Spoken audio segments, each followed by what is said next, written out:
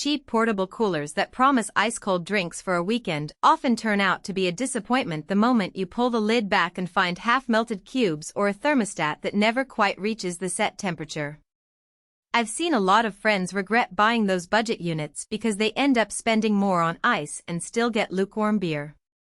So the question I keep hearing is, does spending a little more on a built-in outdoor beverage cooler actually make sense, or is it just another pricey gimmick? Link is in the description if you want to check the product details on Amazon. When you're standing in your backyard, watching a summer sunset and trying to keep a handful of cold drinks within arm's reach, you start to weigh the risk of picking the wrong cooler. The biggest hesitation I've heard from people is the fear of overinvesting in a unit that sits idle most of the year or that takes up valuable cabinet space without delivering real convenience.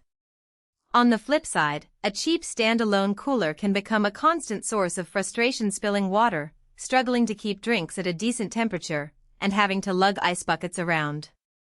That tension between convenience and cost is exactly why I dug into the EdgeStar CBR1501SSOD, a 24-inch wide, 142-can built-in cooler that's been marketed to outdoor kitchen enthusiasts. First off, let's talk about the category itself.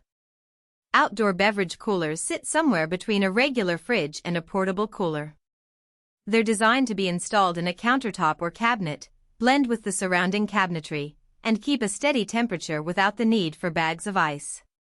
The key things buyers look for are capacity, how many cans you can store, the temperature range you can dial in, how quietly the unit runs, and whether it can actually be integrated into the existing layout without a massive remodel. Energy consumption and the ability to clean the interior are also recurring concerns in forums and review threads for this segment. The EdgeStar unit ticks a lot of those boxes on paper. It fits a standard 24-inch cabinet opening, which means if you already have a countertop space reserved for a mini fridge or wine cooler, swapping it in is relatively straightforward. The 142-can capacity is generous enough for a moderate-sized gathering, think a family barbecue or a small pool party, without having to constantly restock.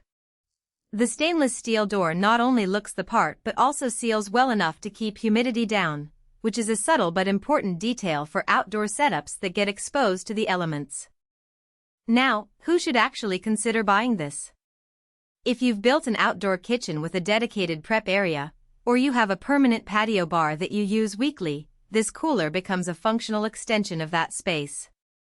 Imagine a Saturday afternoon where you're grilling, the kids are playing, and you can just reach out and grab a cold soda without pausing to head back inside. For those who entertain regularly, the convenience of having a full-size beverage inventory on hand can elevate the whole experience. It also appeals to people who like to keep their drinks at a consistent temperature rather than relying on ice, especially if you're serving craft beers that benefit from a stable, cool environment. Conversely, if you live in a small apartment, rent a condo with no built-in cabinet space, or only host the occasional get-together, the EdgeStar might be overkill. The unit needs a permanent spot, a power outlet, and a bit of clearance for ventilation.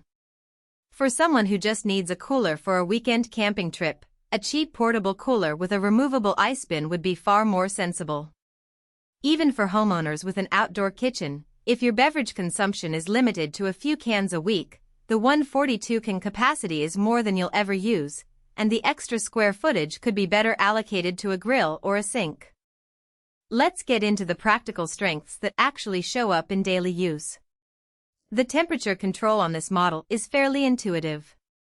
You can set it anywhere between 35°F and 50°F, which covers the sweet spot for most beers and sodas. In my own test setting it to 38°F on a hot July afternoon, the unit brought the interior down to the set temperature within a couple of hours, and it held steady even as the outdoor air hit the high 90s. That consistency matters when you're serving drinks throughout a long gathering. You're not constantly checking if the last batch has warmed up. Noise is another often overlooked factor. Because the EdgeStar uses a compressor rather than a thermoelectric system, you hear a faint hum.